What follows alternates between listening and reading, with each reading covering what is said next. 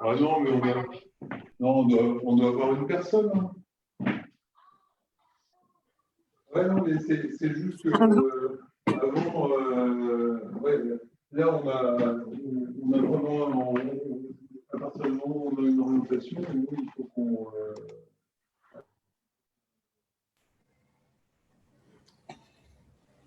Je vais envoyer le message. C'est parti. C'est bon. Eh bien, bonsoir à toutes et bonsoir à tous. Donc, on se retrouve pour notre 4e et dernier rendez-vous de cette série des lives Facebook dans le cadre du Forum permanent de l'insertion lillois, mais surtout dans le cadre de cette semaine RSA, donc Réussir sans attendre. Donc, je vous rappelle que, donc, avant de rentrer dans le vif du sujet, avec la thématique qui nous concerne ce soir, c'est-à-dire le coaching à l'emploi et les clés de la réussite, vous rappelez que nos lives que l'on a organisés là, tout au long de cette semaine, vous avez la possibilité de les revoir sur la page Facebook du Forum permanent de l'insertion, mais aussi sur le site internet du Forum permanent de l'insertion. J'ai effectivement l'habitude de le dire à chaque fois, mais je le redis avec insistance ce soir pour la simple et bonne raison qu'on a été confronté à quelques petits soucis techniques et que hier devait avoir un live sur la question de la mobilité qui n'a pas pu avoir lieu, enfin, en tout cas qui n'a pas été rebasculé parce qu'on a eu effectivement des petits soucis techniques. Toujours est-il que le live qui devait avoir lieu hier sur la question de la mobilité, nous avions déjà eu l'occasion de rencontrer Fouad El Messaoudi de Mobilimel en mars ou avril dernier, il me semble, et qu'il avait déjà eu l'occasion de présenter le dispositif Mobilimel. Donc là encore, vous avez la possibilité de retrouver ce live sur la page Facebook et sur le site du Forum permanent de l'insertion. Donc, comme je le disais, le thème de la semaine, RSA, donc réussir sans attendre, semaine qui consiste à donner des pistes et des clés et surtout des solutions afin de lever les freins à l'emploi des personnes allocataires du RSA. Donc, il s'agit d'une semaine autour de la mobilisation pour l'emploi, une semaine qui s'organise donc en partenariat, donc organisée par le Conseil départemental du Nord, également par Pôle emploi et aussi par le Conseil régional des Hauts-de-France. Donc, comme je vous le disais à l'instant, il s'agit de temps forts autour de la mobilisation pour ce retour à l'emploi, donc la mobilisation des allocataires du RSA, bien évidemment, mais aussi la mobilisation des acteurs, des recruteurs, des centres de formation et des pouvoirs publics. Quand j'évoque la question de la levée des freins, c'est très large. Et si je dis ça, c'est qu'effectivement, depuis le début de cette semaine, on a abordé différentes thématiques. Souvenez-vous, lundi, on a abordé la question des structures d'accueil pour la petite enfance, hein, donc plus généralement appelées les crèches, qui permettent effectivement de faire appel en l'occurrence à l'ILOMOM, qui est une crèche d'insertion à l'occasion de rendez-vous professionnels ou de la possibilité de se rendre sur son lieu de travail. Pardon. Donc ça, c'était lundi. Mardi, on a eu effectivement l'occasion d'aborder avec le pôle la question des ateliers d'alphabétisation et aussi la question de la remise à niveau. Donc tout ça peuvent être des préalables pour ce retour à l'emploi. Je vous le disais à l'instant, hier, la question de la mobilité, donc avec Mobilimel. Donc, on a effectivement eu l'occasion d'échanger via un Zoom, mais qui n'a pas pu être basculé sur notre page Facebook. Donc, à l'occasion de la rencontre d'hier, il s'agissait de dire que la question des transports, de l'utilisation des transports, mais aussi la question du coût et parfois la question de l'appréhension de prendre les transports en commun ne devait pas être des freins et que Mobilimel pouvait effectivement accompagner les allocataires du RSA, mais plus généralement les demandeurs d'emploi et toute personne en situation de précarité pour pouvoir utiliser les transports en commun de la métropole pour pouvoir se rendre sur son lieu de travail ou à l'occasion là aussi d'un entretien. Donc tout ça pour dire que Ce que nous disait Mobilimel, c'est que pour chaque problématique, il existait une réponse. Voilà le petit résumé de la semaine. Comme je vous le disais à l'instant, vous avez la possibilité de retrouver ces lives sur la page Facebook du forum et du site internet du Forum permanent de l'insertion pour le territoire lillois. Concernant notre rencontre de ce soir, nous allons partager ce live avec 2 coachs emploi de la Maison départementale de l'emploi et de l'insertion du Conseil départemental du Nord, et ce, afin de vous présenter les dispositifs et les accompagnements possibles pour ce retour à l'emploi. Bien évidemment, comme d'habitude, n'hésitez pas à nous faire part de vos interrogations, vos questions, et on y répondra bien évidemment. Donc, au-delà de la présentation de leurs actions et de l'accompagnement, il s'agit de vous donner des pistes, des petits trucs et des astuces sur comment je prépare mon entretien sans stress, ou comment je gère celui-ci avant mon entretien, comment je valorise, par exemple, mon expérience de mes précédentes activités professionnelles. Enfin, en bref, tous ces petits trucs et astuces que j'indiquais à l'instant, et tout, j'allais dire, les pistes qui vous permettront d'aborder ce retour d'activité professionnelle et que tout ça se passe au mieux. Voilà pour la petite intro. Donc, je passe la parole à mes interlocutrices et interlocuteurs qui vont nous présenter le dispositif. Et puis, je le redis encore, donc moi, je suis en lien sur mon téléphone et sur la page Facebook. Et encore une fois, merci de vos questions. Je vous passe la parole. Merci Olivier, donc bonjour à tous. Donc nous sommes tous les deux, donc moi c'est Anne-Sophie Lemaire, donc je suis coach IEJ au sein de la Maison départementale d'insertion et d'emploi de Lille, et Renaud Harel, mon collègue, qui est coach emploi au département également, à la Maison départementale d'insertion et d'emploi de Lille. Donc nous sommes coach emploi donc depuis 2019. À l'ouverture de la maison départementale. Nous accompagnons donc les allocataires nouvellement inscrits, nouvellement allocataires du RSA, sur un accompagnement vers l'emploi. Donc voilà, la maison départementale est un lieu d'accueil, d'information, d'orientation pour les allocataires qui peuvent se rendre là-bas directement. Donc voilà. Donc je laisse la parole à Renaud concernant la suite. Merci Anne-Sophie, bonsoir à tous et à toutes. Alors, le but du coaching emploi, c'est rendre l'allocataire acteur, actrice de sa recherche d'emploi. Ça dure 3 mois, c'est de manière renforcée, de manière à trouver, je dirais, un emploi durable rapidement. Voilà. Alors, pour justement être efficace en entretien, on va y venir. Il y a beaucoup d'étapes préalables et on va essayer de les faire dans l'ordre, de manière chronologique. En amont, déjà, le projet. Le projet, ça va être faire le point sur son projet professionnel, vraiment mettre sur la table à plat. Qu'est-ce que j'en tire de mes expériences? Où j'en suis? Quel bilan je retiens de mon parcours? Voilà,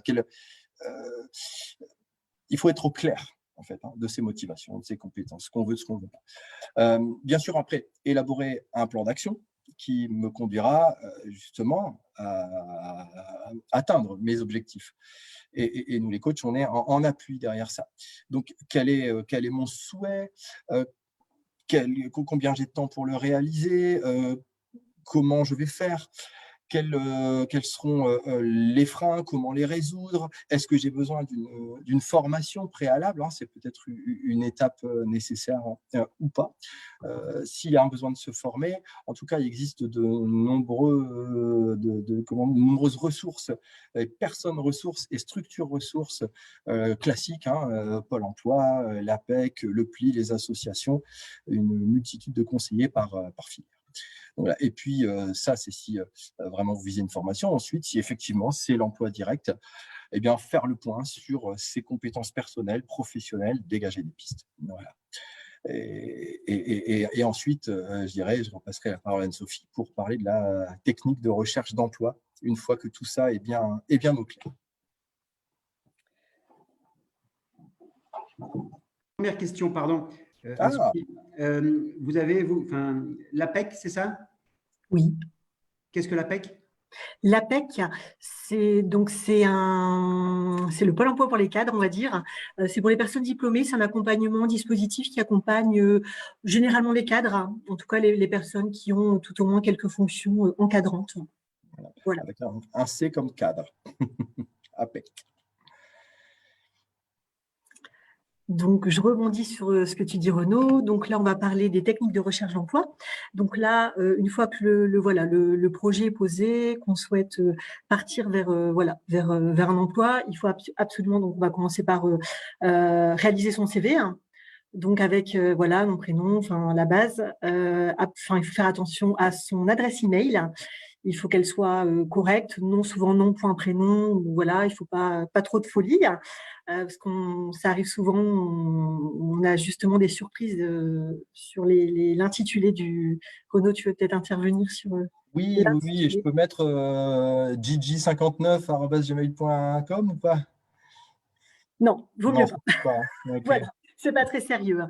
Donc voilà, au niveau de la présentation, donc si possible avoir un titre central, sauf si la personne vise plusieurs types d'emplois où elle n'est pas difficile, elle recherche un emploi en général et possède pas mal de compétences dans plusieurs corps de métier.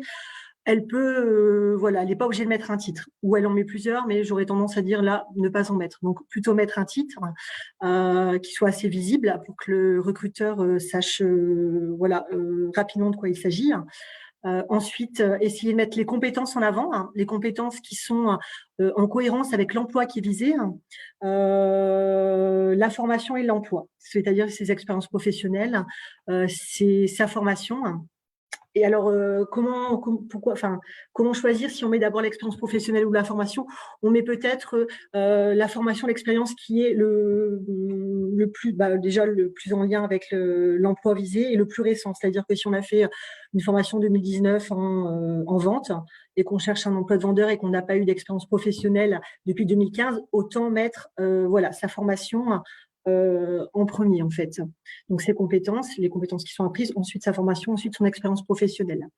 Les centres d'intérêt. Alors, les centres d'intérêt, pour moi, c'est quelque chose d'important. Par contre, si on n'a pas de centre d'intérêt, c'est pas très grave, mais autant pas en inventer. Parce que au niveau du recrutement, si vous mettez même le cinéma, de la course à pied ou des choses comme ça, le livre, moi, par exemple, je suis curieuse et j'aurais tendance à poser une question. Quel est le dernier livre que vous avez lu? Le dernier film? Est-ce que vous pouvez me raconter pourquoi vous avez été le voir? Si la personne n'est pas capable d'expliquer ça, je trouve ça dommage. Autant pas le mettre. Donc, il faut être sûr, il faut savoir tout expliquer au niveau de son CV. Il ne faut pas le gonfler, il ne faut pas s'inventer une vie non plus, hein. Qu'est-ce que je peux dire d'autre? Renaud, ça me sauve la vie. Sur la question du CV, j'ai une première question. Oui. Au-delà des conseils que vous dites sur comment on valorise son expérience, est-ce que vous accompagnez dans la rédaction du CV? Oui, on accompagne. Oui, tout à fait. On accompagne dans la rédaction du CV. Donc, on fait un point avec la personne sur aussi ses compétences. Parce que, par exemple, elle vient d'une formation, elle a fait une formation. Toutes les compétences qui sont normalement acquises au sein de la formation ne le sont pas réellement, des fois, en fonction des stages. Donc, il faut mettre vraiment les compétences où on est un peu sûr, on est sûr de soi. Faut pas commencer à grossir ses compétences. Et d'ailleurs, il ne faut surtout pas mettre, par exemple, j'ai déjà vu sur des CV, quand on est mauvais en anglais, par exemple, alors il y a 5 étoiles, on n'en met qu'une, ça, autant pas le mettre. Voilà, on va pas se tirer une balle, quoi. Donc, autant directement mettre les compétences qui sont, en tout cas, propres à soi. Et pas, donc, faire attention justement à tous les sites gratuits, type Canva, où justement, il y a pas mal d'étoiles. Et puis, même le site Pôle emploi, je pense qu'il faut faire attention à ce qu'on met. Voilà. Autant pas mettre, si on est mauvais, autant pas le mettre. Donc voilà, que dire d'autre au niveau du CV? Non, c'était tout. Je pense qu'il doit être clair, concis, faire attention aux fautes d'orthographe, le faire relire par ses amis, ses collègues. Oui, non, bah, c'était tout. Au niveau de la photo, c'était ça. Au niveau de la photo, alors, enfin voilà, moi je ne suis pas contre. Je pense que en fonction du profil du poste visé, on peut le mettre, mais c'est pas, pour moi, c'est pas spécialement une obligation. Il y a peut-être des postes commerciaux, la vente, où on va peut-être demander une photo, mais voilà, alors il faut faire attention. Pareil pour la tenue sobre, classique.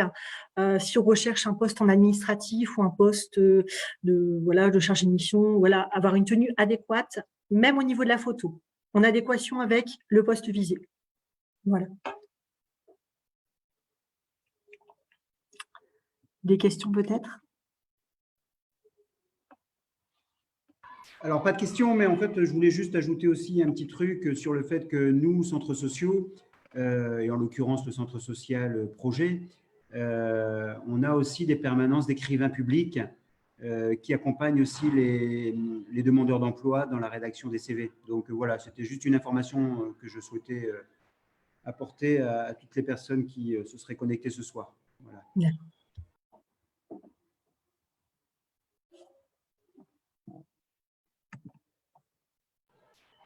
Micro. Voilà. Suite logique du CV, donc l'exercice de la lettre de motivation.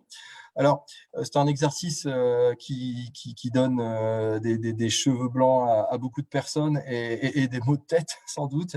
Donc, un exercice qu'on redoute.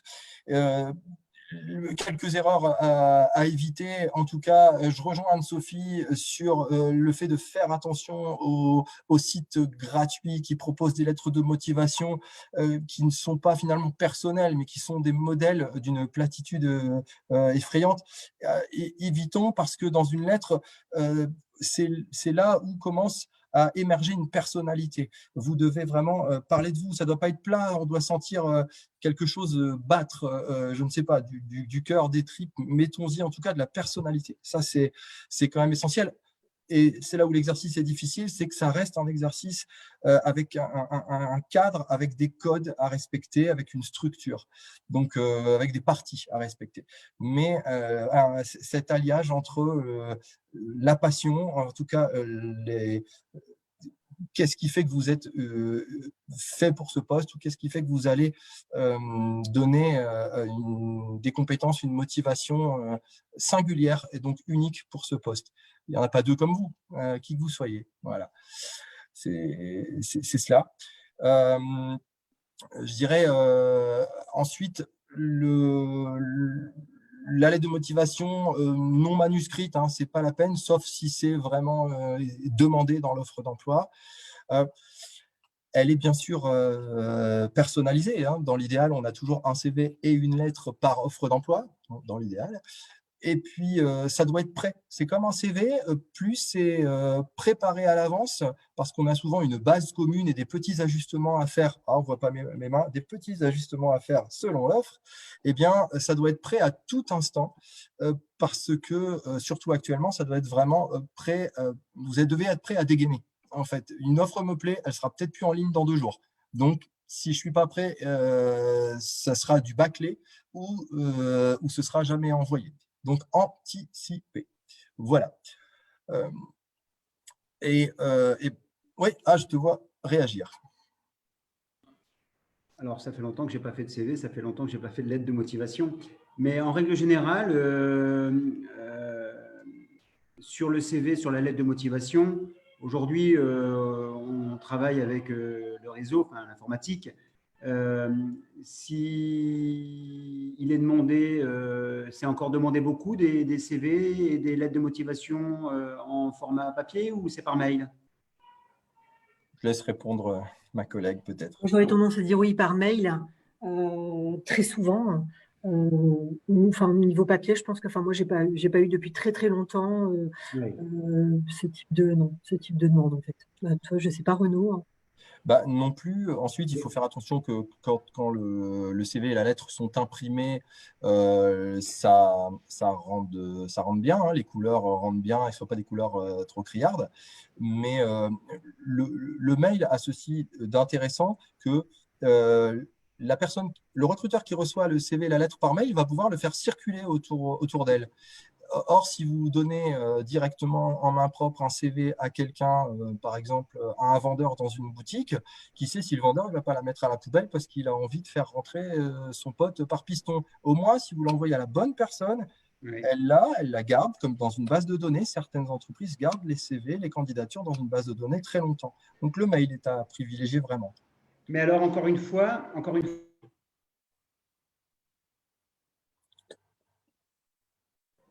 pardon.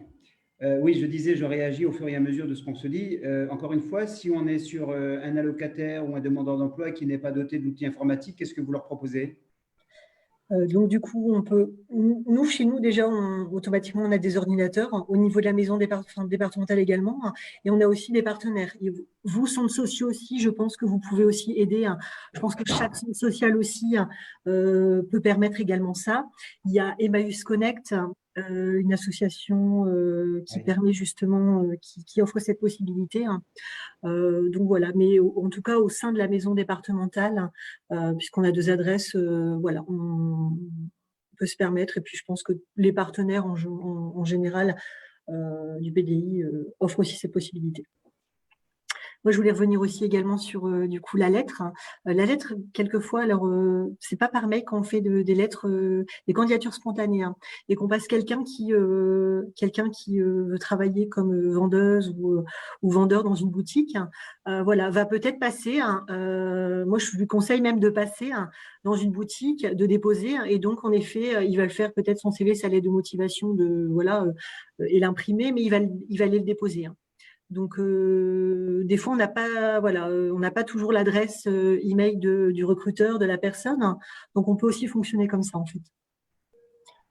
Quitte en passant à demander les coordonnées de la personne, relancer un petit peu plus tard, etc. Mais c'est vrai que les personnes qui ont la chance que le métier qu'ils visent soit accessible directement au public, je pense aux salons de coiffure, comme Anne-Sophie parlait des boutiques, comme les restaurants, ils ont cette option supplémentaire et bah oui, qui ne s'en privent pas. Et puis, ça permet d'avoir aussi un feeling, un contact, quelque chose qui est, oui, qui a de la valeur, en tout cas. Après, il y a aussi peut-être des offres où on ne demande pas spécialement de l'aide de motivation. Vous avez déjà, alors tout ce qui est boîte intérimaire, les agences intérimaires, elles ne demandent pas spécialement de l'aide de motivation. La restauration, c'est pas toujours le cas, en fait. Quand vous passez directement déposer un CV avec le turnover qu'il peut y avoir, la lettre de motivation n'est pas spécialement nécessaire, en fait. Voilà. Donc, il y a aussi certains métiers, des fois, où il n'est pas obligatoire de faire une lettre de motivation pour moi. Voilà.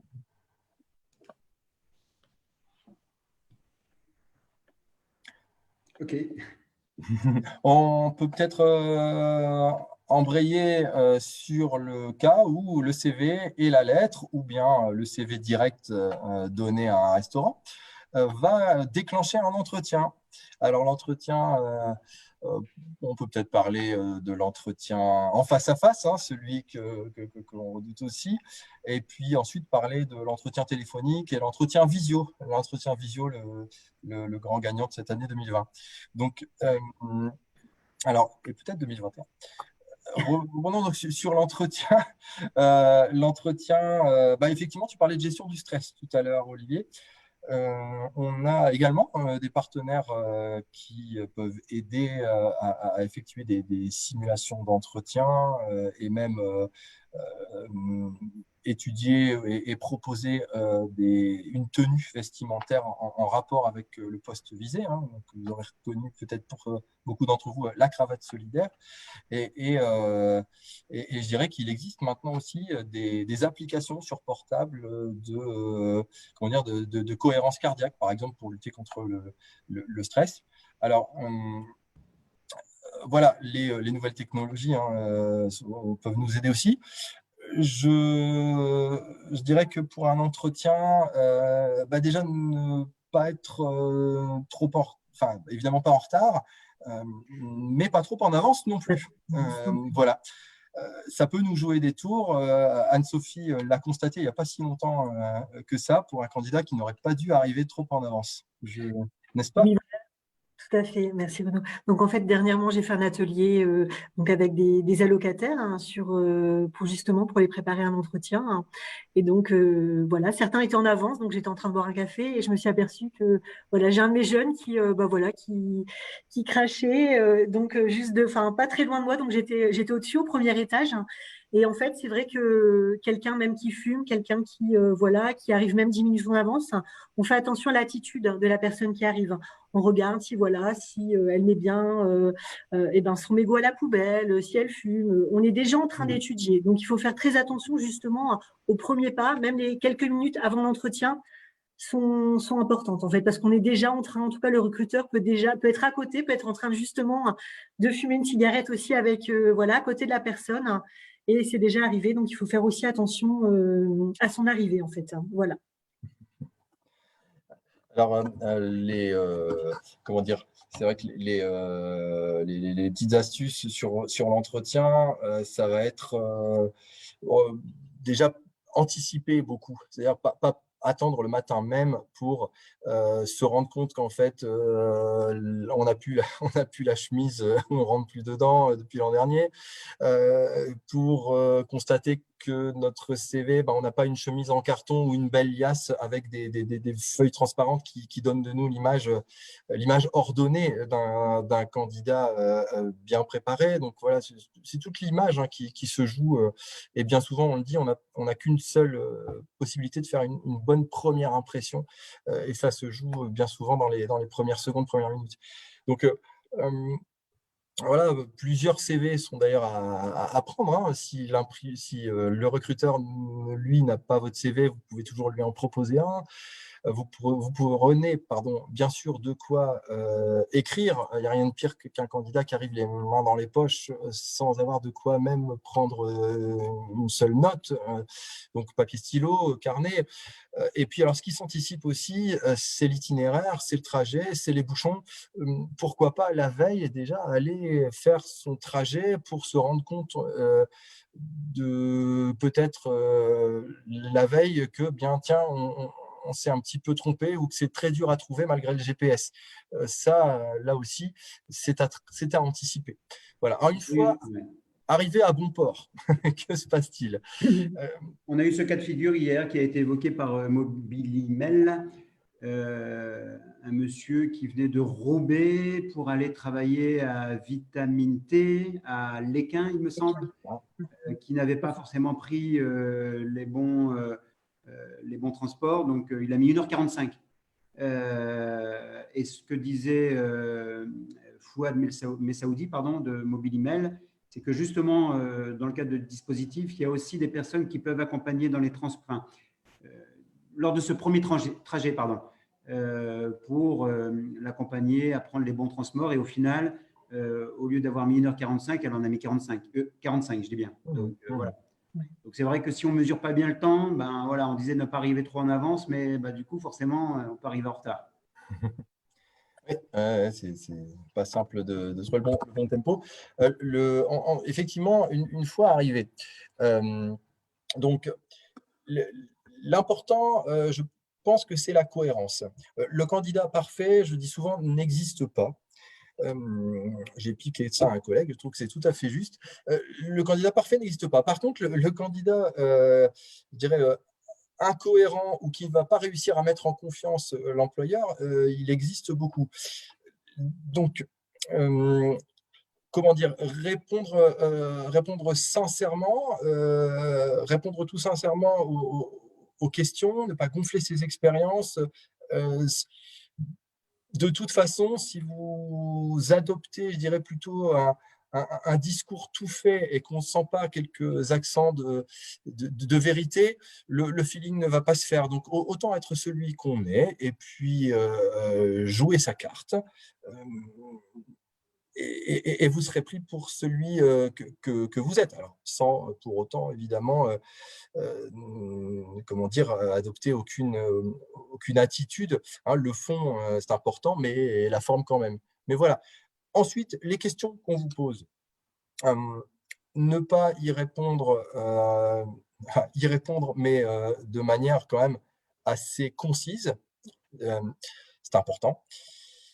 que l'employeur ne commence pas à adopter je dirais des attitudes qui trahissent son impatience ou sa nervosité, c'est-à-dire vraiment des gestes où on sent qu'il attend la fin de votre phrase. Là, c'est un signe qu'il faut speeder, je dirais.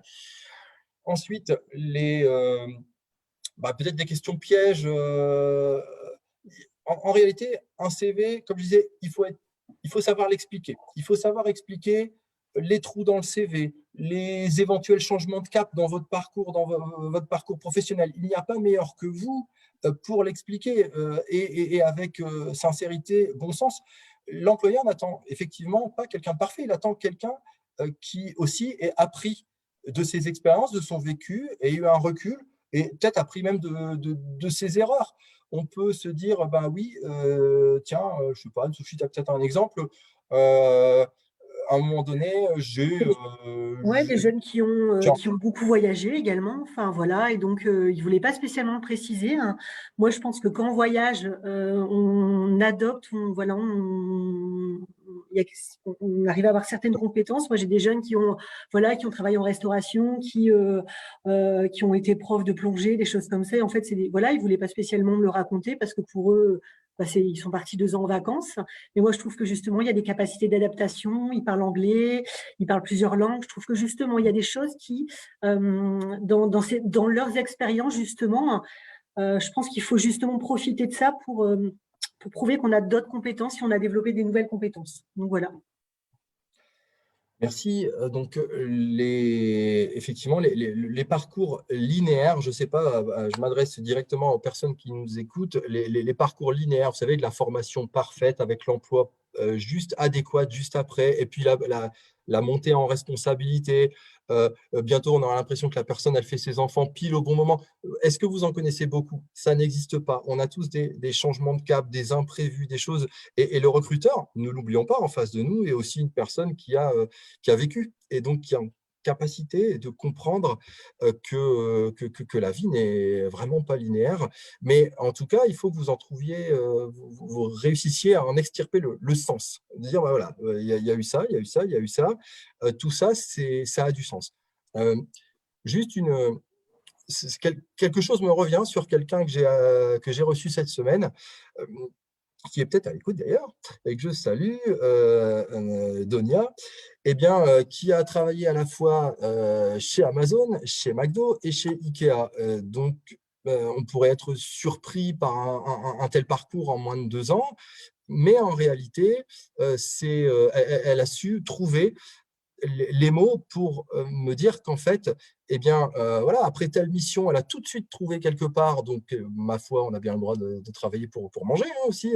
Et d'un autre côté, on retrouve systématiquement chez elle une ouverture à vouloir apprendre, avoir de nouvelles expériences et quand même des gros points communs. Toujours, par exemple, le travail en équipe, toujours ce dynamisme, ce travail un peu speed. Vous voyez, on arrive toujours à trouver des gros points communs dans quasi toutes ces expériences. Il faut juste les mettre en avant.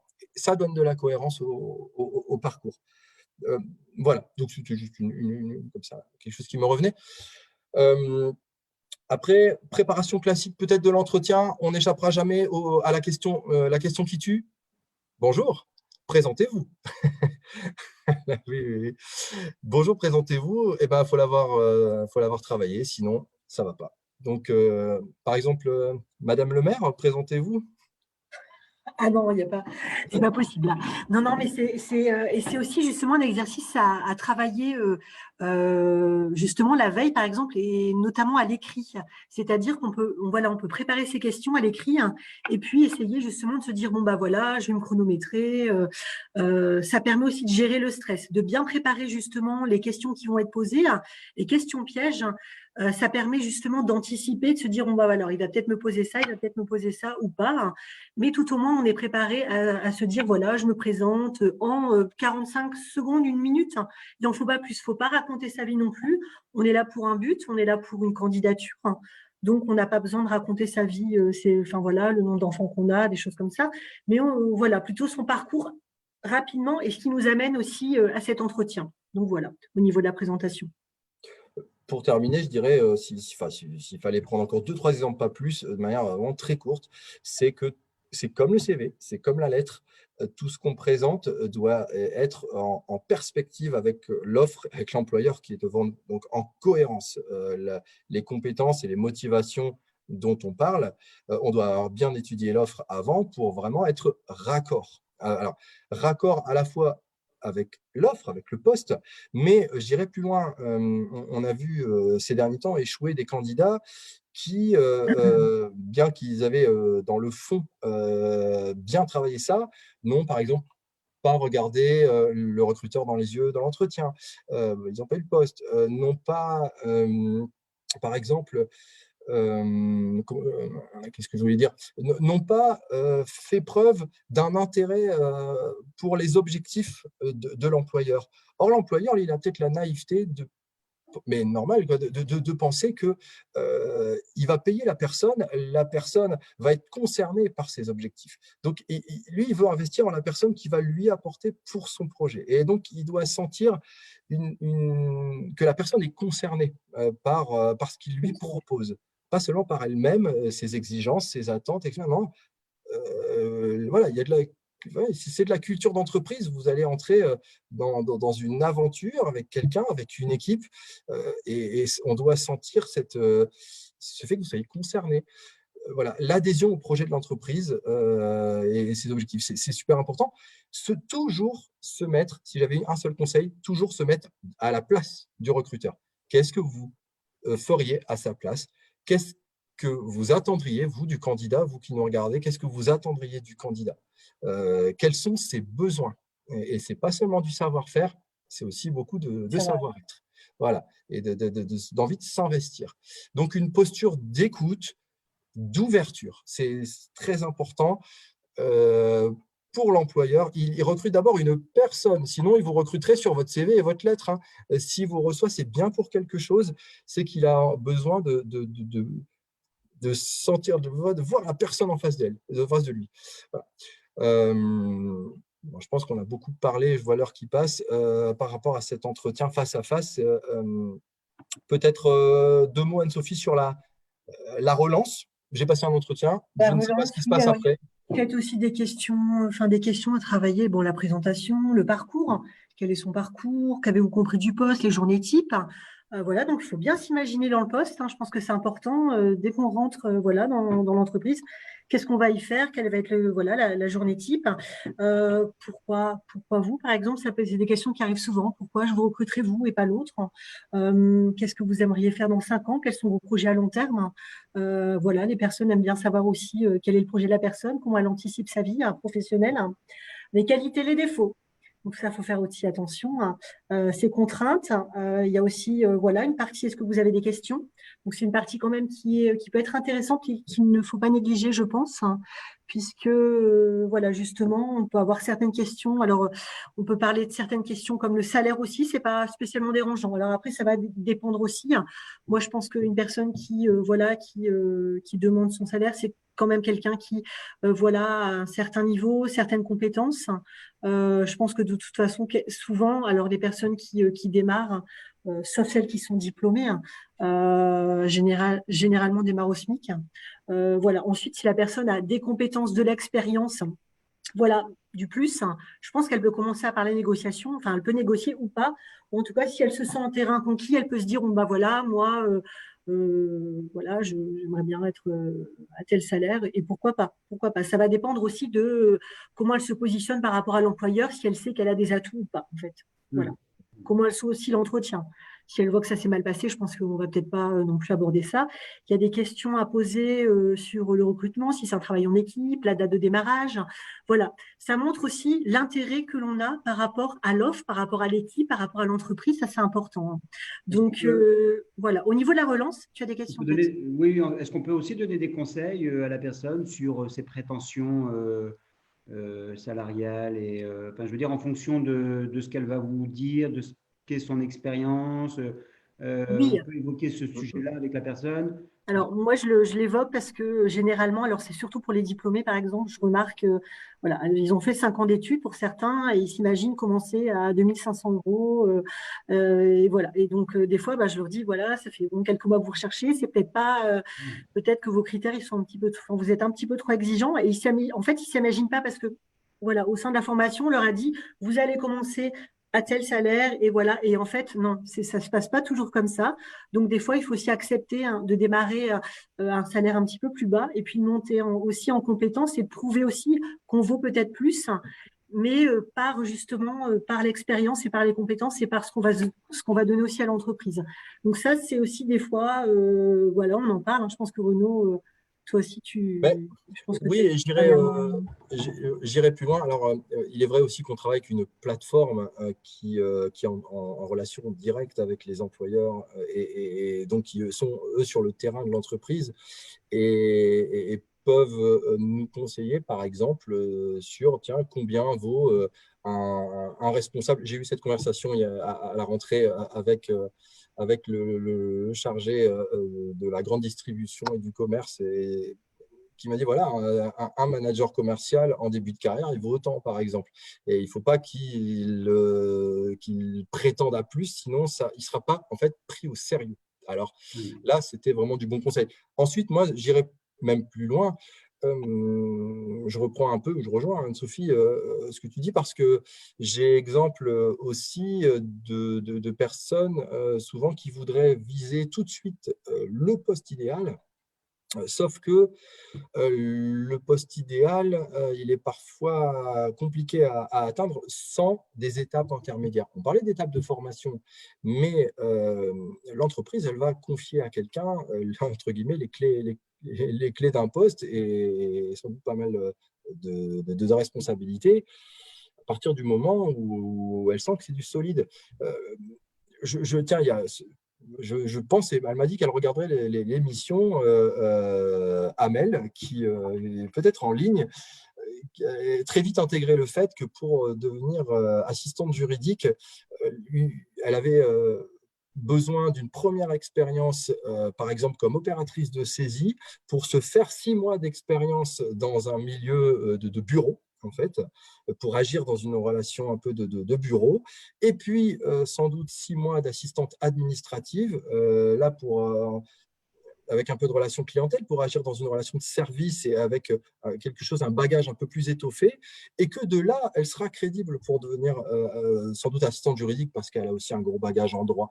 Mais par contre, passer du point mort à la 5e vitesse, c'est pas possible. Il y a des étapes et parfois c'est dur de les entendre, mais je suis prêt à parier que dans 2 ans, elle aura atteint son objectif. Par contre, la personne qui, dans son cas, veut directement postuler à des postes inatteignables, dans 2 ans, elle n'aura pas avancé. Amel, par contre, elle aura avancé. Donc, on est là, on n'est pas là toujours pour faire plaisir, mais la réalité de l'emploi s'impose à tous et c'est parfois bien cruel, mais voilà. Ah, écoutez, je ne sais pas si Amel est connectée et moi non plus, je ne suis pas là pour vous faire plaisir, mais en tout cas, je regardais, il n'y a pas de questions, juste c'est très clair. Donc, voilà. Donc, merci pour ces informations très pragmatiques, très claires. Donc, mais hormis ça, enfin, hormis quelques commentaires, il n'y a pas de questions particulières. Donc, D'accord. D'accord. On allait parler de la relance, c'était ça, je pense. Me Donc, semble. voilà, au niveau de la relance, alors, ouais, c'est très important de relancer. Donc, la personne, si elle vous dit, voilà, j'ai encore quelques entretiens à mener, je vous recontacte lundi prochain, il ne faut pas appeler avant lundi prochain. Voilà, il faut respecter la personne, voilà, ce qu'elle a dit. Je trouve que c'est très important, même si on peut dire, voilà, on va rappeler, ça fait preuve de motivation. Moi, je pense qu'il faut surtout écouter, voilà, ce qu'elle a dit et rappeler, pourquoi pas, dès le mardi et relancer. Donc, la relance, pour moi, elle est importante, elle est nécessaire et essentielle. Donc voilà.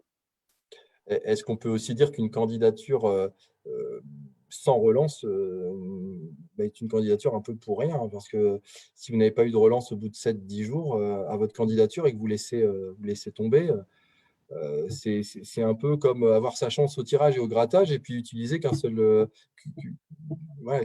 utiliser qu'une seule chose. trouve dommage en fait de se cantonner juste à l'envoi d'une candidature sans pouvoir essayer de téléphoner, hein, une relance par mail, C'est ça. bof, une relance téléphonique, oui, beaucoup plus. Et puis savoir pourquoi on n'a pas été choisi, c'est aussi important, même si c'est négatif, hein. Ce qui prouve aussi que vous avez envie d'évoluer, hein. Je pense que par exemple, si vous avez une entreprise qui a décidé de pas vous recruter, hein, elle a décidé de prendre quelqu'un, tout compte fait, au bout d'une semaine, la personne ne fait pas l'affaire, hein.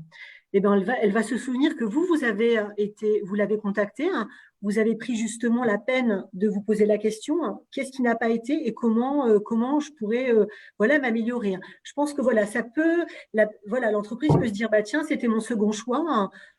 Et ben, pourquoi pas, j'y vais, je vais la rappeler. Je pense que justement, c'est une personne qui a envie d'évoluer, c'est une personne qui m'a rappelé, donc c'est une personne motivée, hein. Et je pense que ça fait vraiment la différence. Hmm. Voilà. Je pense qu'il faut être proactif en fait sur toutes les actions. C'est-à-dire en amont, au niveau du projet, au niveau de la recherche d'emploi, au niveau du réseau, il faut toujours être proactif en fait. Euh, des... Alors, est-ce qu'on a le temps d'évoquer ce grand gagnant 2020 qui est la visio, parce que c'est vrai qu'on doit se former de plus en plus à ça. Peut-être un petit chapitre minuscule sur l'entretien téléphonique, parce qu'on a constaté aussi en 2020 que c'était de plus en plus un moyen utilisé par les recruteurs pour faire un premier filtre, pour s'assurer que la personne correspondait. Et puis avec les mesures sanitaires en cours, c'est un bon moyen de directement entendre plutôt ce que vaut la personne. Alors, l'outil téléphonique, il est Oui, je pense que vraiment... c'est bien de l'évoquer, pardon. Je pense que c'est bien de l'évoquer au regard de la situation actuelle. C'est effectivement bien d'aborder le. Ah bah oui, parce que là, pour le coup, les personnes qui savent se débrouiller par téléphone et aussi par visio, bah, on verra que les trois quarts reviennent à peu près à la même chose, hein, ont un net avantage. Alors, le téléphone, c'est un outil où la voix et l'écoute sont primordiales, pardon. Le, comment dire? En général, déjà, un entretien, au final, le recruteur va beaucoup retenir l'attitude non verbale, c'est-à-dire les gestes, les attitudes. Finalement, étonnamment, beaucoup plus que ce que vous avez dit en entretien. Et c'est pour ça qu'il faut être en cohérence avec soi-même et dégager de l'énergie. L'énergie, c'est que vraiment contagieux. On sent vraiment quelque chose. Et ben, par téléphone, ben, on n'a pas tout ça. Alors, quelle est la seule chose qui puisse être contagieuse en entretien? Regardez, si je me décale de l'écran et que je vous parle, vous allez sentir quelque chose. Voilà. Voilà, je vous parle à tous les deux. Est-ce que je suis en train de sourire? Oui. Eh bien oui, tout simplement. Donc en fait, le sourire, ça s'entend au téléphone et il faut vraiment pas s'en priver. L'enthousiasme est contagieux. Le sourire, vous l'avez vu en direct, fait tomber un peu les barrières des interlocuteurs. Donc en restant soi-même, bien sûr, l'importance de la voix, évidemment, est capitale. Alors après, veillez surtout à écouter, à respecter la prise de parole et ne pas couper l'interlocuteur. On ne le voit pas, on ne sait pas s'il s'impatiente et qu'il veut prendre la parole. Donc, tout de même, pas la monopoliser pendant 5 minutes. Euh, Ensuite, je dirais, vous êtes au téléphone, vous avez aussi des atouts. Des atouts parce qu'on ne sait pas du tout ce que vous êtes en train de faire. En fait, vous pouvez tout à fait avoir sous les yeux vos mots-clés, votre argumentaire, l'entretien que vous avez mis sur papier, vos questions-réponses. Attention, ayez l'air naturel, n'ayez pas l'air de lire. Mais c'est un atout énorme. En fait, on ne sait absolument pas ce que vous êtes en train de, un peu comme le président qui lit son discours sur un prompteur, on ne sait pas qu'il est en train de lire. Ben, vous, c'est pareil au téléphone. Pareil au téléphone, vous pouvez adopter la position qui vous semble la meilleure pour transmettre de l'énergie. Personnellement, moi, quand je téléphone, je marche de long en large et c'est comme ça que l'énergie circule. Et ben, je me sens beaucoup mieux. Voilà, pareil, une bouteille d'eau à côté de soi.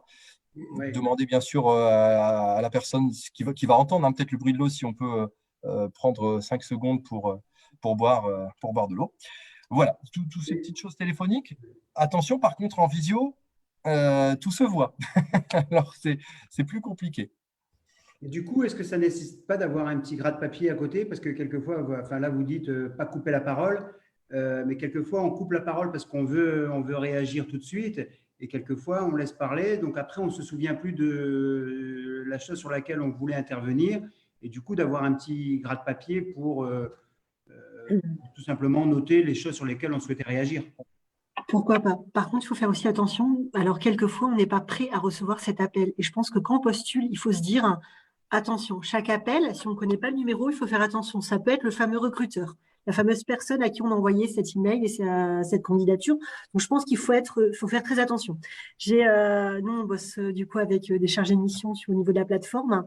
Donc, plusieurs fois, je transfère des CV et ils me disent, bon, bah, Anne-Sophie, écoute, ton jeune, il faudra que tu fasses attention parce qu'il me renvoie un petit texto, c'est qui, hein, en interrogation. Et ça, c'est vraiment pas professionnel. Donc, voilà, il faut faire aussi attention.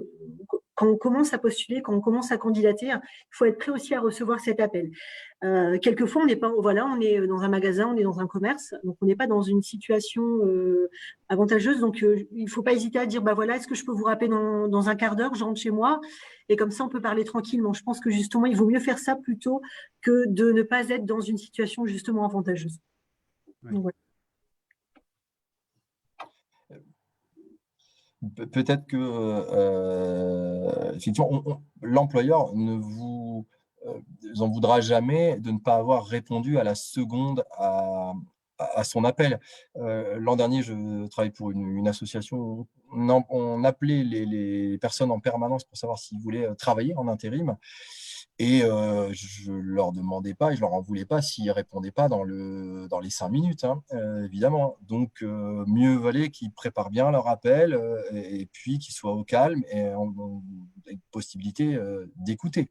Donc, vraiment, j'enfonce le clou là, sur ce que dit Anne-Sophie. Oui, non, pas de réaction. Je vais D'accord. terminer, c'est parce que je voulais revenir sur le début de l'émission, sur l'accompagnement des allocataires qui rentrent dans le dispositif. Et en imaginant qu'à un moment donné, on a été allocataire, on a travaillé, malheureusement, on a perdu son emploi, donc on est passé par le Pôle emploi, la case chômage, etc. Et on redevient allocataire. Donc, ils peuvent de nouveau faire appel à la maison de l'emploi et de l'insertion. Enfin, voilà. Ce que je veux dire, c'est que s'il y a eu un accompagnement quelques mois en arrière ou même quelques années, ça n'empêche pas le dispositif, il est toujours à la disposition. Tout à fait. Tout à fait. Après, le dispositif, donc l'allocataire passe par un chargé d'orientation. Donc, il est possible qu'au moment où il se présente au moment où il est invité, il n'y ait plus de place, par exemple, dans les portefeuilles des coachs. Donc, on travaille aussi avec de nombreux partenaires de l'insertion professionnelle et du social. Et donc, ils sont orientés en fonction justement de la problématique. C'est-à-dire quelqu'un qui cherche une formation, quelqu'un qui justement veut redéfinir un projet, a besoin d'un financement, va peut-être partir vers un pli, vers un accompagnement renforcé, où voilà, ça va être un petit peu plus long. Le coaching emploi, on est quand même plutôt sur, voilà, on va plutôt avoir des personnes qui sont prêtes à aller travailler rapidement, ou voilà, moi par exemple, je suis coach IEJ, donc je m'occupe aussi également des personnes qui ont un projet professionnel. Ils peuvent aussi partir en formation et valider un projet, mais il y a un but d'emploi assez voilà, rapide. Après, voilà, il y a des personnes on ne détecte pas spécialement les freins rapidement. Il peut y avoir des freins, mais il faut que ça soit minime. Voilà. Mais la personne, voilà, elle peut revenir vers nous, vers la maison départementale, justement pour être réorientée et de nouveau être accompagnée justement sur son projet professionnel et sur son rapide retour à l'emploi. Oui, mais les freins, ok, j'entends, mais on peut très bien avoir un allocataire qui est effectivement prêt à être de nouveau sur le marché du travail, parce qu'il n'y a aucun frein sur son expérience, sur sa capacité, mais en parallèle, il peut y avoir un frein lié, je ne sais pas, au logement, je ne sais pas, Du coup, là, c'est pas à votre niveau, c'est plutôt au niveau du… Plutôt les partenaires. Alors après, voilà, il y a certains freins, ils sont travaillables, mais enfin voilà, en coaching, il n'y a pas de souci. On n'est pas là on va pas aller faire un dossier FSL ou des choses comme ça. On va plutôt orienter vers nos partenaires. Au niveau du département, il y a le PDI, donc le plan départemental d'insertion, voilà, où il y a eu, je pense, environ 200 actions avec des partenaires très différents sur des problématiques très différentes. Et donc, du coup, par exemple, quelqu'un qui a un problème de garde d'enfant, je pense que toute la semaine, justement, vous avez eu cette possibilité justement de découvrir la garde d'enfants, justement, il y a la mobilité avec Mobilimel, l'aide au permis, il y a de la sophrologie, il y a de la gestion du stress, la cravate solidaire qui accompagne à l'entretien. Il y a aussi du parrainage, par exemple, avec NQT. Il y a Emmaüs Connect, il y a une diversité d'accompagnements possibles. D'ailleurs, nous, en fait, en tant que coach, on se sert également aussi de certains partenaires, justement, pour avancer au mieux, en fait. Par exemple, au niveau de la mobilité, si on positionne quelqu'un sur mobilité en or, mobilité à venir, justement, pour le permis, voilà, c'est pas quelque chose qu'on va faire nous-mêmes, mais c'est un partenaire qui est justement dédié à ça. C'est bien de le rappeler. Excusez-moi, là, j'ai deux questions qui nous sont parvenues sur la question du CV. Justement, quand on n'a jamais travaillé, comment faire pour pouvoir faire son CV quand on n'a rien à valoriser? Enfin, en tout cas, je la comprends comme ça, la question. Alors, du coup, oui, il y a des CV où il n'y a pas grand-chose à mettre, en effet. Ça arrive souvent, en fait. Faut pas… Moi, je pense que du coup, il y a une partie, voilà, il y a peut-être du bénévolat, il y a peut-être des choses aussi, des choses que la personne, elle voit pas spécialement, en fait. Certaines expériences. Donc ça, il faut aller creuser, en fait, justement, au niveau scolaire, tout ça. Si vraiment elle est capable… Voilà, il y a certains métiers où on peut aller travailler directement. On peut aller faire un essai. Moi, j'ai tendance à dire, voilà, la personne, si vraiment elle est motivée, elle peut faire une immersion. Ça lui permet aussi, voilà, de valider son savoir-être et de plaire à une entreprise sur justement des qualités où elle va développer certaines compétences en fonction justement, enfin, au fur et à mesure de son intégration. Je pense que ça, c'est possible. Après, voilà, il est possible aussi d'aller se former. Tout dépend de son projet, en fait. Une personne qui a envie, voilà, si elle se dit, moi, je vais aller travailler, j'ai besoin de manger, j'ai besoin de payer mon logement, il faut aller travailler rapidement. Il y a des solutions, en fait. Il y a des emplois où il y a moins de prérequis. Après, si la personne, vraiment, là, elle se dit, bon, bah voilà, moi, j'ai travaillé 10 ans, je ne veux vraiment plus faire ça. Il y a des partenaires qui permettent justement de retravailler le projet professionnel et d'aller plus loin, justement, vers ce que veut la personne, justement. Voilà.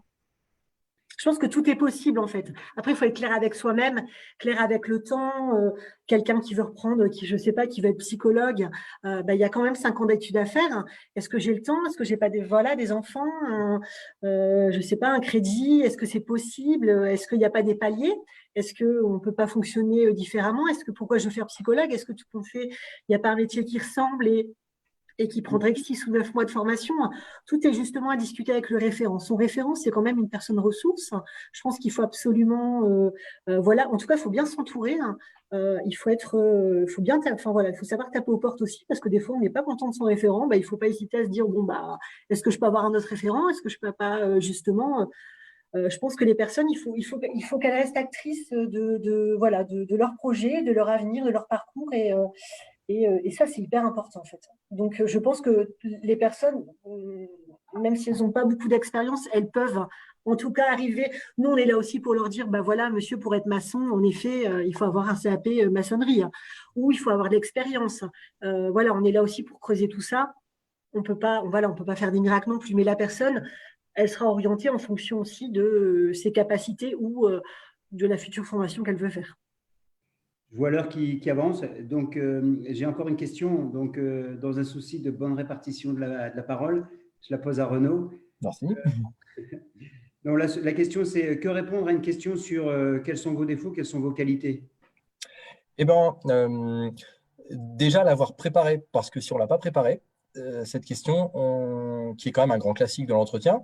Le recruteur se dit, tiens, voilà quelqu'un qui n'a pas super préparé son entretien, parce que quand même, un grand classique comme ça, ça peut s'anticiper. Eh ben, défaut qualité, je dirais que soyons malins. Un défaut qui ne soit pas se tirer une balle dans le pied quand même. Par exemple, si vous dites je suis préparateur de commandes et je suis très dispersé en fait. Voilà, je suis pas très ordonné, pas très rigoureux.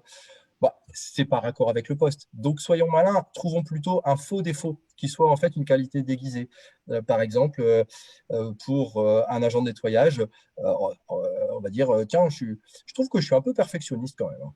Alors, pas maniaque, ne faisons pas peur à l'employeur. Je trouve que je suis un peu perfectionniste. Ah, ça tombe bien, c'est le défaut peut-être qu'on recherche dans le métier. Bien vu.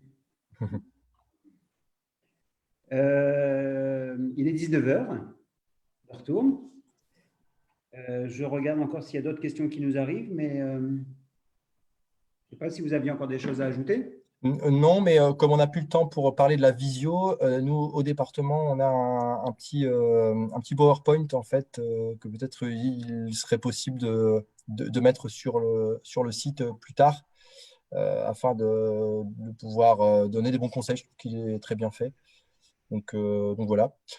Et bah, je dirais que pour donner confiance à l'employeur, finalement, il y a personne de meilleur que vous-même, candidat. Euh, je dirais pour bien connaître vos points forts, être au clair sur votre parcours, ce que vous voulez au fond de vous. Donc, et là, c'est là où vous aurez de la valeur pour l'employeur. Donc, vous pouvez le mettre en confiance si vous avez déjà cette, comment dire, cette confiance minimale, hein, pas une immense confiance, mais une confiance minimale. Et puis, tout ce qu'on vient de dire là, c'est nos trucs et astuces à nous, mais faites-vous confiance. Encore une fois, faites-vous confiance. Vous avez aussi vos propres astuces et vos propres trucs. Et il n'y a personne que vous-même qui vous connaissiez aussi bien. Donc voilà, des conseils, il faut savoir rester à sa place, ce ne sont que des conseils. Ok, non, mais moi je rebondis par rapport à ce qu'on, à ce qu'on se disait sur la question de la visio.